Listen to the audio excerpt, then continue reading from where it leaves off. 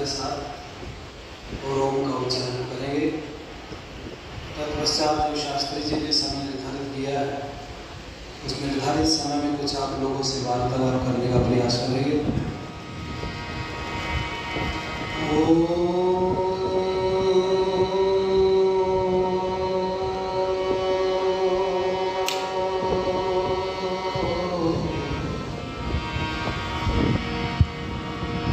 यामेमां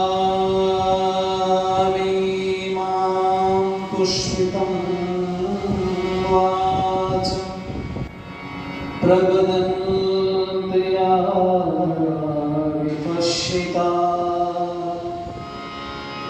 वेदवादनरताः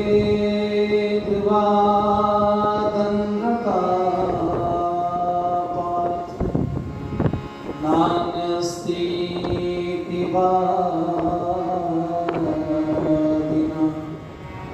सब वेद पढ़े सुविचार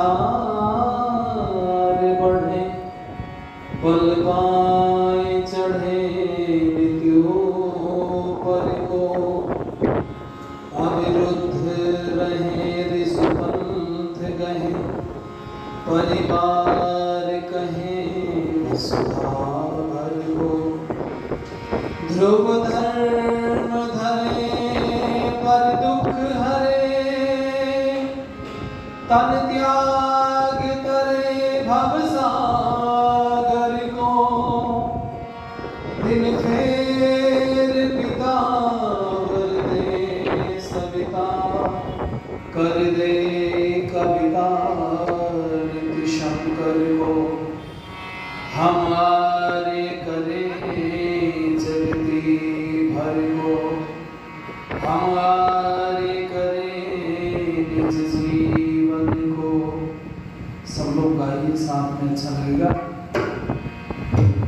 जो किसी का भला नहीं करते जो किसी का भला नहीं करते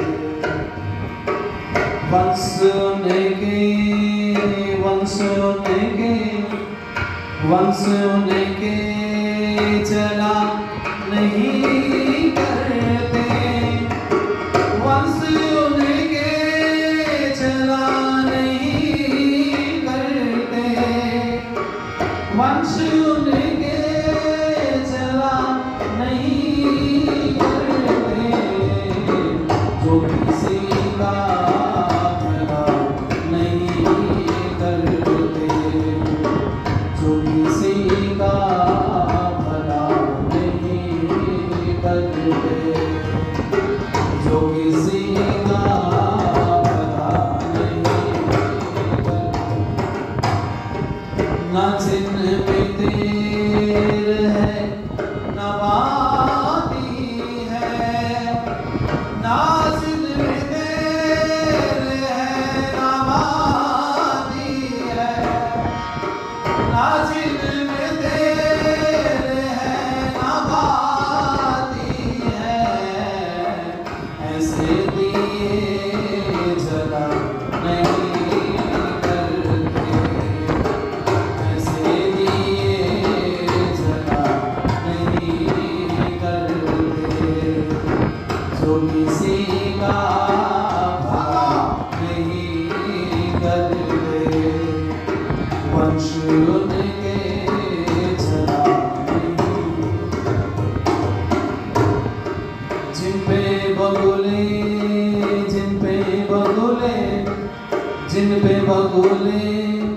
वे गिद्ध रहते हैं जिन पे बगुले वे गिद्ध रहते हैं जिन पे बगुले वे गिद्ध रहते हैं पेड़ ऐसे भला नहीं करते वृक्ष ऐसे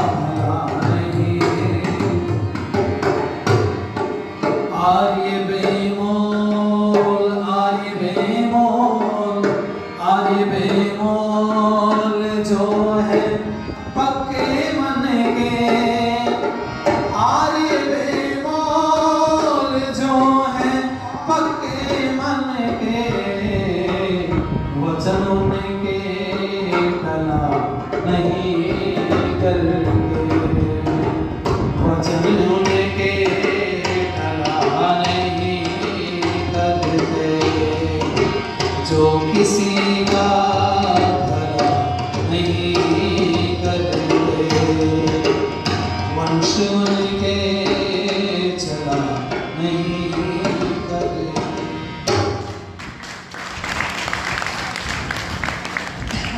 हमारे बीच में सहारनपुर की पावन भूमि से उपस्थित हुए आदरणीय आचार्य शिव कुमार शास्त्री जी,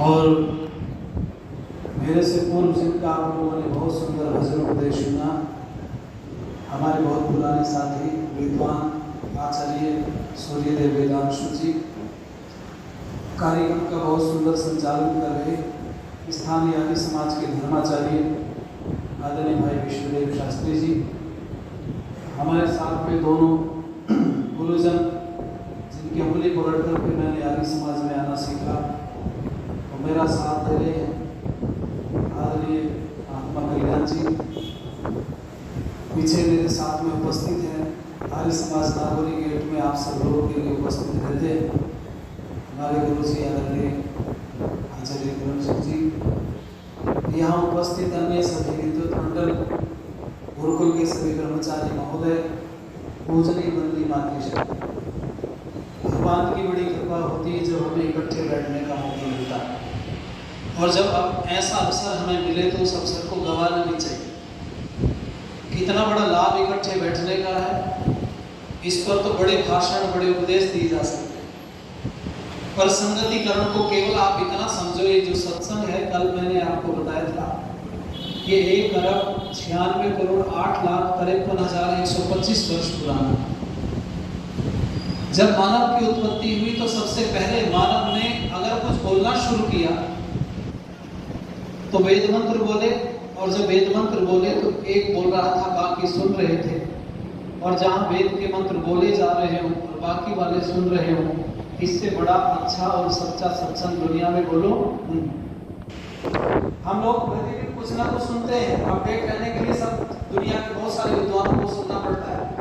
जो समय रहता है दिन में वो 12 घंटे ऐसे लगते पता नहीं कब निकल गए, व्यस्तता ज्यादा रहती है, तो रोज विद्वानों को सुनते रहते। बड़े विवादास्पद बयान भी आज आप देख रहे हैं, जो भी फेमस होना चाहता है वो स्वामी दयानंद के ऊपर उंगली उठाता है और बोल के चला जाता है। वेद शब्द को समझ नहीं पाए, सत्संग को समझ नहीं पाए। एक तो मैंने देखा एक दिन घर में सासू गई कहीं, फिर लौट के आई, रविवार का दिन था, बहू ने पूछा माता जी कहाँ गई थी? कहले बेटे तेरे को नहीं पता? बोले कि आज संडे था ना? बोले हाँ, मैं संडे के संडे सत्संग में जाती हूँ। तो उसने कहा मेरी सास बहुत अच्छी है, पानी लाओ माता जी? बोले नहीं नहीं पानी वानी कुछ नहीं। बोले वो कैसी का भोजन ले गया? कहने लगी 2 बज गए अभी आपने भोजन नहीं किया। कहने लगी बेटे वो पहले तो भंडारा चलता था, लंगर लगता था गुरुजी के आश्रम में, पता नहीं कई बार से बंद है। बोले ठीक है, अच्छा चलो मैं भोजन ला रही हूँ। भोजन लेके आई, कहने लगी माता जी आज आपको सत्संग में क्या मिला? तो सासू माँ बहू से बोल रही है बेटे वही मिला मुझे भी जो सबको मिला। अरे बोले बताओ तो सही। कहने लगे सच्ची बताऊं? बोले एक एक चाय का गिलास और 2-2 लड्डू। आप समझ गए बहू क्या पूछना चाहती है और सास क्या उत्तर दे रही। हमारा दृष्टिकोण कहाँ है, हम क्या देखने जाते हैं, करने क्या जा रहे हैं, एक बात बड़ी मायने रखती है। लोग कहते हैं भाव में बड़ा कुछ होता है, वैसे तो इतने बड़े भाव में तो कुछ नहीं होता, पर हाँ इतना जरूर है। जब एक मरीज को मैंने देखा किसी डॉक्टर के पास जाते हुए, और डॉक्टर के पास जाकर भी डॉक्टर ने अच्छे से बात नहीं की, दवाई बहुत बढ़िया मरीज को दे दी, तो मुझे ऐसा लगता है कि मरीज के मन में डॉक्टर के प्रति श्रद्धा नहीं है, तो दवाई काम करने वाली, क्योंकि आप इस विषय को भूल रहे हो। दवाई वही होती है, मरीज के चेकअप भी जो के त्यों होते हैं, लेकिन एक दवाई का मरीज के ऊपर ज्यादा असर पड़ता है और एक के ऊपर बोलो कम असर पड़ता है। मैं कुछ लिख रहा हूँ एक पुस्तक पता नहीं भगवान की कब कृपा होगी, पूरी हो पाएगी कि नहीं। मुझे तो लगता आधी अधूरी रह जाएगी शायद। पुस्तक का टाइटल है मृत्यु के पश्चात। अभी जो दुनिया जी रहे हैं, हम जहां बैठे हैं, हमें लगता है विवाह हो गया, बच्चे हो गए, बच्चे सेटल हो गए हैं, उनका भी घर बन गया, उनके भी बच्चे हो गए हैं, अब आराम करेंगे। अब आराम करने का समय नहीं, अब तैयारी करो। कौन सी तैयारी? आप जो बैठे हो ना इस चोले में, ये चोला इस जन्म की देन नहीं है। बड़े ध्यान से सुनना सब जन। ये जो चोला रंग रूप शक्ल सूरत आपको मिली है ना, ये जो बुद्धि मिली है, ये इस जन्म की नहीं है। ये पिछले जन्म में आपने कुछ अच्छे पुण्य कर्म किए थे, उसके परिणाम स्वरूप आपको ये दे दिया परमात्मा ने चोला। लेकिन आप ये भी तो तैयारी करो। अब मृत्यु के पश्चात ऐसा तो है नहीं कि एक लंबे काल तक आप निद्रा में चले जाओगे, कोई जगाने वाला नहीं है, सब काम पूरे हो गए हैं, अब मोक्ष में चले जाएंगे। नहीं भैया, जन्म होगा, और जब जन्म होगा फिर तुम्हें शरीर चाहिए सबको। वो शरीर चाहिए तो परमात्मा जैसे अब बना करके पिछले जन्म में आपको परमात्मा ने दे दिया, आप तो कुछ कर नहीं पाओगे, जैसा वैसा। पर कई बार इसको बदलने का भी मन में आता है। मैंने देखा है, आप बुरा ना मानो तो बोल दूं, कई बार व्यक्ति नाई की दुकान पे बैठा और शेविंग करा रहा है जी, तो मैंने देखा उसने नाक पढ़ के यूं की 2-3 बार। मैंने कहा जो नाक मिली है ना, इसको इससे संतुष्ट नहीं बेचारा, सोच रहा थोड़ी और लंबी होती, ये और उसमें परिवर्तन चाह रहा। मैंने एक को देखा, उसके कान यूं थे ऐसे, वो शीशे के सामने खड़ा होकर ऐसी हरकतें व्यक्ति तब करता है जब उसको लगता है मेरे को कोई देख नहीं रहा। तो उसने शास्त्री जी कान यूं किए पीछे को, फिर वो छोड़े तो वो यही आ जाए वापस करके। वो जब बार-बार उसने 2-3 बार किया तो मैंने उसको कहा, मैंने कहा भैया जो कान परमात्मा ने दिए हैं, इन कानों से तुम संतुष्ट नहीं। अगर संतुष्ट होते तो कौन परिवर्तन चाहता है इसमें? बोलो, संतुष्ट नहीं होना, अगला फिर जन्म मिलेगा। कान अपनी मर्जी के चाहिए ना? बोले हाँ। मैंने कहा इस जन्म में तो मिलेंगे नहीं, पर एक मेरे पास एक नुस्खा है, तुम कहीं तो बता दो। बोले बताओ।